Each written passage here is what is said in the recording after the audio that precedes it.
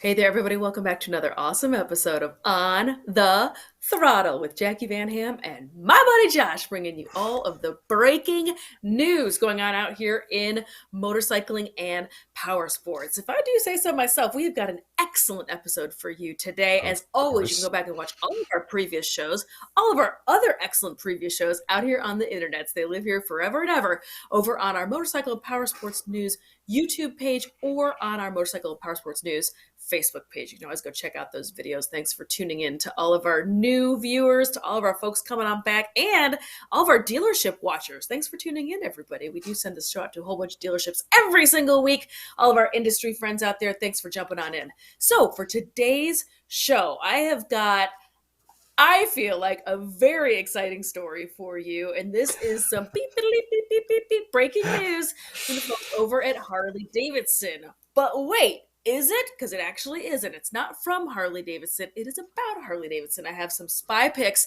that were unearthed from a motorcycling blog from somebody in Brazil. And we're going to chat about these bikes because it seems like there's a brand new CVO with a brand new engine on the horizon. My second story for today, we're going to talk about a factory race machine from the folks at Polaris. Josh, what do you got going on in your neck of the woods? So I'm going to keep mine simple. There is a recall that we're going to talk about a little bit and how it affects things and where I think some of it stems from. And I think they did get part of the recall wrong. And I'm just going to leave it at this. The second story, we are going to talk about if you want the strength of Birch. I'm just going to leave it at that.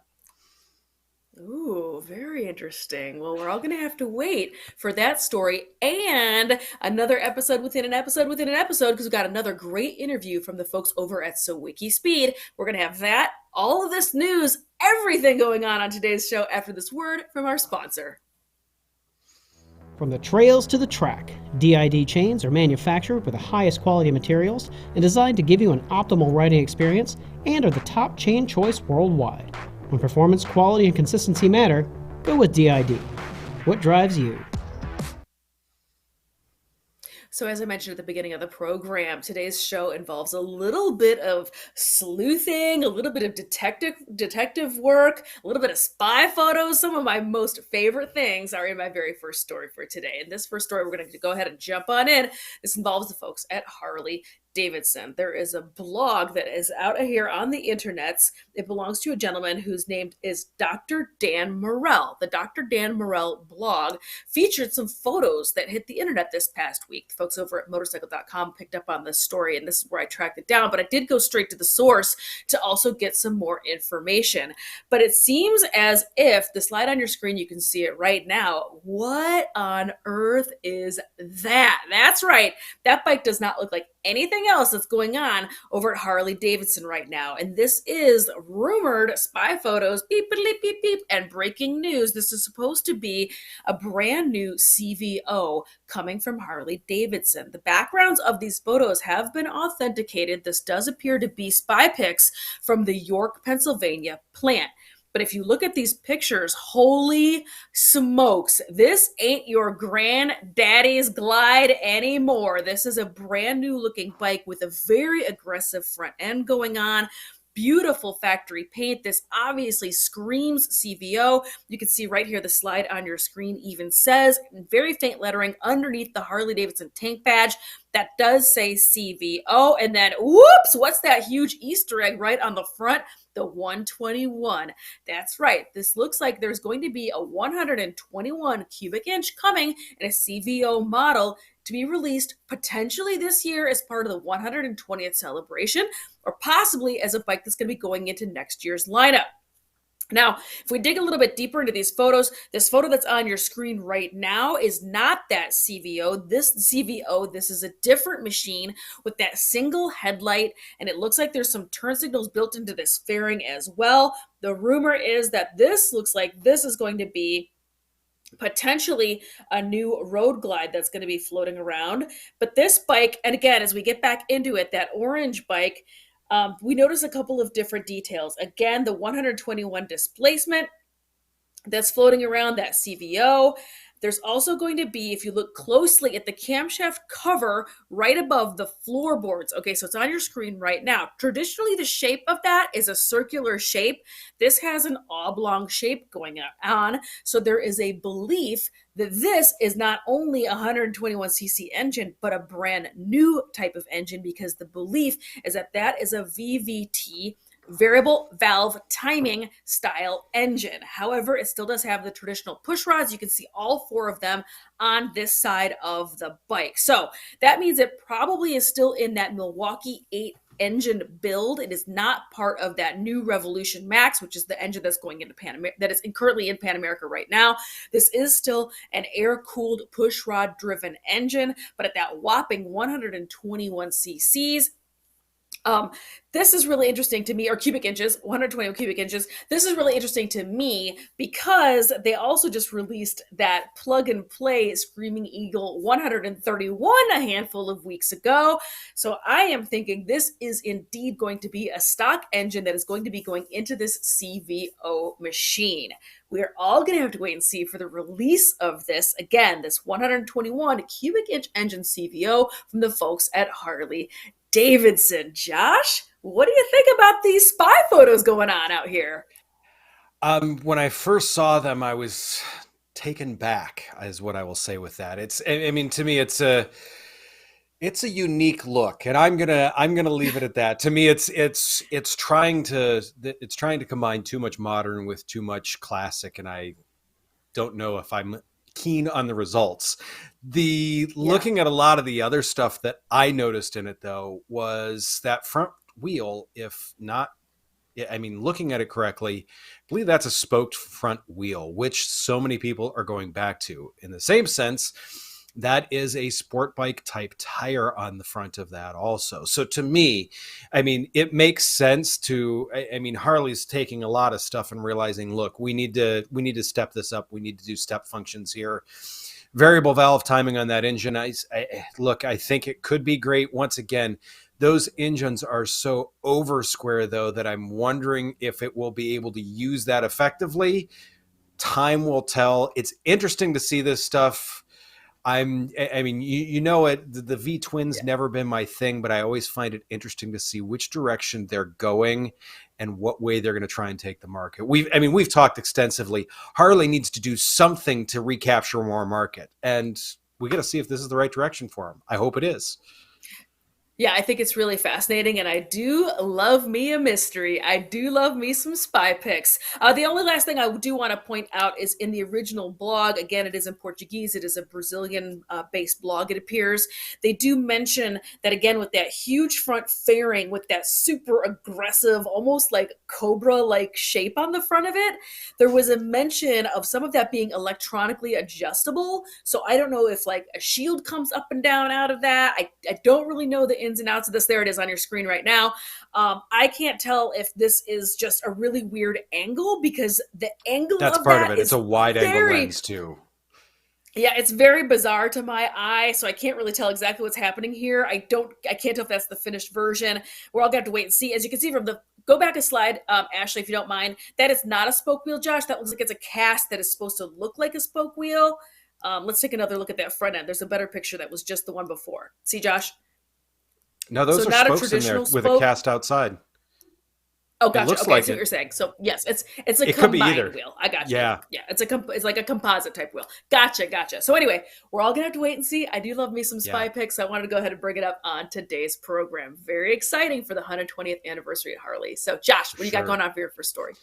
So there is a recall that is out there on something, and it's weird because when you've got a motorcycle that really only has like 4 moving parts, you would think it would be tough to have a recall on it. But the bike that I'm talking about, obviously, is the Royal Enfield Himalayan. Once again, these are some of the most, and one of the reasons why these are such great bikes is because they are so incredibly simple. With this, it's not as major as you might think. No, they are not going to self-destruct. There is a brake recall on this. It affects 4,891 estimated bikes from 2017 to 2021. If you ride in salt, The problem is that the calipers can corrode and stick. And so what you may end up with is only half of the brake working, where it's only the piston coming out and not the caliper sliding. Or you may end up with the caliper dragging, which obviously is going to feel like you tossed a boat anchor out the back on that. So what they're telling you is obviously get in contact with Royal Enfield. Their phone number is 262-617-2129 if you have an issue. If you ride in stuff like this is what you're where you are susceptible to this issue. They are saying listen for noises, look, or if you have a tougher time pushing the bike, hear anything dragging, stuff like that. There have been no claims of this issue in the US. This all stems from one bike in the UK having this issue with the caliper seizing up, and that's what they wanted to make sure that they got in front of this. Now, what I mentioned up front is I said, I don't know if they're doing this right in terms of this. The quote from Royal Enfield was, conditions that lead to the potential fault are not present to the same extent in the US. Look, guys, ride in Ohio. We're riding and stuff like this. And we're riding, I don't know, I mean, just outside my living room right now, there's about a half an inch layer of salt. It's like riding on a gravel road. So yeah, we need to be aware of this here in the States. They are taking it very seriously. If you, when you get the recall notice, or if you reach out to the dealership ahead of time, what they're going to do is they're going to replace the raw/painted caliper with an anodized version that's much less likely to have the corrosion issues, and therefore you shouldn't have any problems on down the road. Keep an eye on it. If you've ridden in salt recently, I would suggest pulling the caliper off, taking a look, making sure that everything moves smoothly, at least until you can get it in to get that recall done. To me, I think they're getting out in front of it. I'm glad to see this. What are your thoughts on that, Jacqui?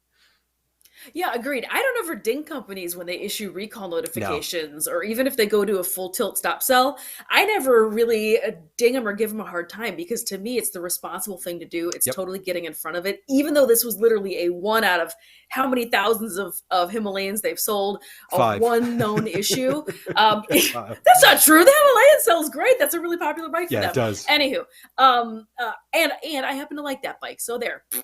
So I'm really proud of them for going ahead and jumping in front of it. It's a smart move. And especially because a brand like Royal Enfield, while they are producing really, really smart, really clever motorcycles currently, they still kind of have a little bit of that quality control reputation from years and years and years ago. So I think they have to get in front of it. And before something unfortunate happens, they have to get in front of it. So bravo to the folks at Royal Enfield. I am here to give you a high five and applause for that. If you are a Himalayan owner, take a gander at your brakes and consider taking it into the dealership ASAP. So I also wanted to go ahead and chat, because today's program, Josh, is part of our bonus footage, our bonus round interview series that we had at AIM Expo. So let's go ahead and jump on in. A great conversation with Chris Clark and Jamie Hacking, right? Yep, Jamie Hacking from Sawicki Speed. We had a chance to chat and talk about what's going on over there as far as performance, and they're going racing this season. Let's get on into it. Hi there, MPN. This is Jacqui Van Ham. We are here at AIM Expo in Las Vegas, and I have with me the pleasure of talking Sawicki Speed. I have Chris and Jamie. Chris is the president. Jamie is research and development. And I wanted to bring you guys over here to chat with us a little bit about what's going on with Sawicki Speed. You are a performance shop. You focus on, it looks like, exhaust.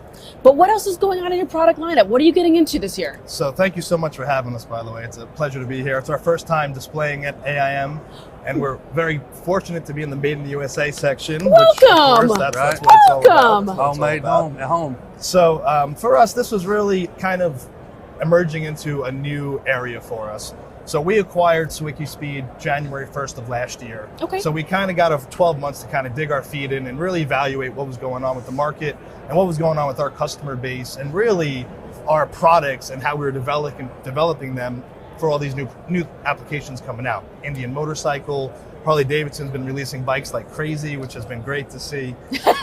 You're like, which is great business for us. Yeah, no, for us, it really is, it really is. So really, we took the last 12 months, kind of dug in deep. We brought Jamie in as our director of R&D. Jamie brings a pedigree racing experience, so we really wanted to take our handmade craftsmanship and manufacturing here in the USA, mold it with some of his experience doing AMA Superbike stuff, and really come out with the best, most value-conscious product for the V-twin marketplace. Okay. So that's really what we've kind of doubled back on, ensuring everything we did was great. We brought a new lifetime warranty out for all of our products that are made in 304 stainless steel. Okay. So literally, we've just been handling a lot of customers that had issues with previous stuff, and we're really just sitting here saying we're here for real, and we're going to handle all of our customers. So this is a little bit of kind of a relaunch for Sawicki Speed. Exactly. A complete relaunch. Yeah, we've literally tore the whole company down. I went through every single product that we had, redone them, made them better, new bracketry. We have a real tech support system now that people, our customers can contact us and get somebody that can actually answer some questions. Yeah. Which is good. So I know that performance is a real backbone and really important, very like part of your culture. Absolutely. Yeah. What kind of parts does that mean for everybody watching at home? So both of our backgrounds is really just in racing. So I grew up drag racing. I'm actually from the automotive drag racing side. Spent 20 years building exhaust systems with my family business. And now we're actually specializing in drag racing, both in pro stock and HRA as well. So we're developing parts and exhaust for different pro stock teams. We're also doing a lot in the Bagger Racing League. We're doing a bunch of things in King of the Bagger. We got a bunch of announcements that's going to come out from our marketing team this year about partnerships that we're establishing. One of the greatest ones we have is with the guys over at Lloyd's Garage running the Indian program. Of course. Yep. Of course. So Tim and Lloyd's did a deal with Jamie and I about a year and a half ago, and we're going to be at Daytona supporting them for the entryway there. So we're just super stoked to be a part of the whole culture that is performance racing with the street performance with badass ingenuity. That's what it's all about. Okay, so other than NHRA, and you already mentioned King of the Baggers, you're doing Bagger Racing League as well? Absolutely. Okay, and then what else? What other racing? Is that what you're focusing on for 23? That's us, a lot. So I mean, I don't want to make it sound like that's nothing. Don't get him dragging anything else. Because for us, one thing we're really trying to hyper focus on is the best possible product development. So for us, we can go into Top Fuel and we can look at all this other crazy stuff, but that really doesn't relate to our end customer. Yeah. You know, and that's kind of like what we really like about Bagger Racing League is you can literally have that exact bike for yourself and you detune it a little bit and you can drive that thing every single day. You can have that as your cruiser. It really helps us understand the marketplace and understand our customer, kind of overlapping the two together. So we really like that. I mean, at Lloyd's, they run one of our street exhausts. Yeah. It's not a race bred exhaust. It's race bred from development, but as far as what they run is right off the shelf. Wow. That's fascinating. Yeah. And that's a really interesting, I think it's such an interesting time for bagger racing in particular. Regular watchers of the show know that I'm a fan. I love me some inappropriate bike racing. Bagger racing to me is peak inappropriate bike racing. It's complete shenanigans. I love it. I'm a huge fan. So the minute I heard that you were going to come over here and chat with me, I of course knew who you were. And I was really excited that you came over and said, hey, so thank you so much. I'm looking forward to following along 2023. We'll be keeping an eye out for especially the Lloyd's racing team, that Indian motorcycle backed bike with Sawicki Speed. Thanks for taking the time to talk to us, guys. No problem. Thanks for having us. Take care.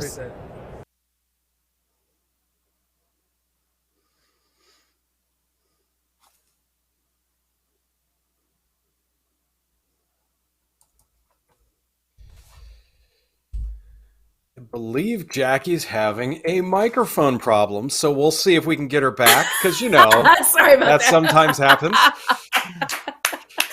I'm not gonna lie, I was drinking a glass of water during that, and just to be safe that you didn't hear me like glug glug glug, I turned off my microphone. Anyway, as I was saying, huge thanks to Chris and Jamie for stopping by and chatting with us. We had such a great time chatting about what's going on with them. I thought it was really fascinating and an interesting point of view that Chris bought this company, Sawicki Speed. I think it used to be called Sawicki Speed Garage or something, and then relaunched it, but also is making sure that they reach out to the existing customers and let them know that if they had problems in the past, they want to step up, they want to make it right, they want to make sure that the name Sawicki Speed is affiliated with quality and performance going forward. So I was really, really pumped to talk to them. Just a great bunch of guys, and I can't wait to see them hopefully at the track at one of the awesome race events that they participate in. So for today's show, as I mentioned at the top of the program, I also want to touch on, and this is going to be a little bit of out of right field for the regular watchers of the show. I don't usually jump into four-wheel too often, but this totally caught my eye. I don't know if I just am making the feelings because I've been watching the Mint 400 and some awesome desert racing, but this rad RZR UTV from the folks at Polaris totally caught my eye this week. I think this is so incredible. I love the looks of it. It is mean, it is nasty, it is race ready, and it is part of this year's factory racing effort from the folks at Polaris. Let's go ahead and jump on into it and talk about the details of this awesome UTV. So this is going to be like I said, they unveiled this just this past week, the industry's first purpose-built race-ready UTV, the RZR Pro R Factory. It's based on its award-winning RZR Pro R platform. It is specifically engineered to thrive against the grueling demands of open desert racing, providing a powerful centerpiece for its recently announced Polaris factory racing team. That's right, they also are sponsoring a factory racing team this season. I'll touch on that here in just one second. So this is going to be a quote from the director, Reed Wilson. Since the early days when automotive OEMs drove the evolution of off-road racing to the modern factory racing programs that exist today in auto racing, every legitimate factory racing program has been built around the development of a purpose-built race vehicle. And that's exactly what we're doing with the RZR Pro R Factory. We are a company of passionate enthusiasts that live and breathe the off-road lifestyle, and the development of the RZR Pro R Factory was nothing short of a labor of love. We are excited to arm our new factory racing team with this incredible machine as we embark on our inaugural season at the San Felipe 250. So that's right, they're going racing with this machine. And let's talk a little bit more about some of the specs. This, as I mentioned, is going to be powered with their already 225 horsepower engine. It has a 35-inch BF Goodrich tires on method race wheels and race-tuned suspension that should make it plenty capable for Baja. This is a 2-liter naturally aspirated four-cylinder machine, and again, it makes 225 horsepower in stock form. Polaris has paid special attention to the powertrain cooling. This is imperative for the fact that they're considering going desert racing with this machine. I thought this just was really, really stunning. Again, this is for their factory team. They are going to be racing it. This is going to be debuting at the San Felipe 250 on March 28th, which is coming up real quick to April 2nd. After that is the Baja 400, Vegas to Reno, Baja 500, and eventually the Baja 1000 in November of this year. Josh, what do you think about this sick RZR? I really think it's the perfect idea for them, because obviously so many people are racing these right now. And if you've ever built a race bike, race car, race truck, race anything, what is the first thing that you do when you bring it home? You bring it home, you put it in the garage, you completely disassemble it, and you take off everything that's not racing oriented. And you end up with about $6,000 or $8,000 worth of parts just sitting there on the garage floor that you're like, well, okay, that's just going to take up space. So to give people a base that starts like this, I think is a brilliant idea. And this is going to get more and more teams running the RZR instead of, I mean, it's a competitive field out there. If you can start with a 10 times better base that is geared towards the racer instead of just saying it's geared towards a racer, you're saving people so much money up front. I love the idea. I love it. I think it's a great, cool looking machine for sure, but it is stacked. Look at this huge Fox suspension on this. It's got upgraded, of course, suspension, the wheels, the tires. It also has their Ride Command, which is their Polaris branded like infotainment touchscreen center and GPS on board. So you're never really lost out there. I think this is just a super trick machine. Very, very cool. I can't wait to see it in action at some of those great desert races. Josh, what do you got going on for your second story? So my second story, I said strength of Birch, and most of us probably are not going to have the strength of a Birch or a Chris Birch. But Chris Birch is coming back to the U.S. for his ADV coaching clinics. so that way you can die trying to do stuff like this. No, you can probably try and do stuff like this, or at least learn how to do stuff like this better in order to get out over these obstacles. If you don't know who Chris Birch is, he's one of the guys that is, I mean, he rides in most of the KTM videos. So yeah, here he is. He's this guy right here. Always seems to have a smile on his face. Most of KTM's videos where you see them doing really wild stuff where you're like, oh, that's what I want to do with my Adventure R. He's the guy that's riding it, that when you finally get the bike, you realize, yeah, no, I can't do that. But he's won the African races. He's won Romaniacs, multiple other enduros. He's been an 8-time New Zealand hard enduro champion.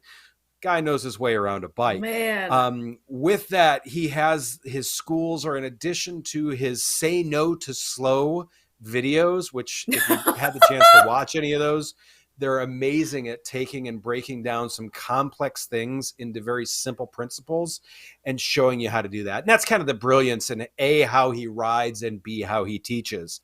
The clinics are all 2 days. There's 5 of them in April in Georgia. There are 4 of them in July in Virginia. And there are 5 more courses in September in Utah. $1,500 gets you 2 days. Class sizes, this is the real kicker with this. Class sizes are limited between 8 and 11 people, which to me, for instruction like this on some great public lands, is absolutely awesome. And they're throwing in a t-shirt and a lunch, 2 lunches for you. So, I mean, really, overall, these are great experiences. For $1,500, you do need to supply your own bike, your own living arrangements, stuff like that.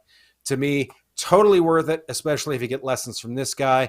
They'll also stick a cardo in your helmet, so that way you can hear his New Zealand accent when you screw up. To me, if I had the extra time and cash, I would be going and doing one of these, if nothing else, to hear that New England or that New Zealand accent in my ear as I'm dropping the bike on the ground. Yep, exactly it. I agree. And man, I just wish I could pull a New Zealand accent out right this second, no, but I can't even begin to think of what it sounds like. Anyway, no, I love this. I love training. I love off-road training. I love dirt training. To me, dirt training relates directly to street riding. I think that they are totally go hand into glove, motorcycling, pun and gear intended. And I would absolutely sign up for this. Wow. I completely agree with you. I've had the good fortune of taking several off-road classes and off-road schools, Texas Tornado, just to name drop, and a handful of other ones, American Super Camp. Anyway, I support all of this kind of stuff. So if you even kind of sort of are thinking about this, or are kind of sort of an adventure guy or gal, sign up. Get that checkbook out and consider this a bucket list event, and go ahead and get yourself signed up. Life is short, my friend. Just go ahead and do it. So thank you so much, Josh, for bringing this to our attention. I am a huge supporter of programs like this. Thanks for you for tuning in, clicking, liking, and sharing all of these videos with your friends that love keeping their finger on the pulse of what's going on out here in Powersports. Right, Josh? And thanks again to Chris and Jamie from Sawicki Speed. And for these stories and even more stories and information, did you know we have got an excellent website and blog as well?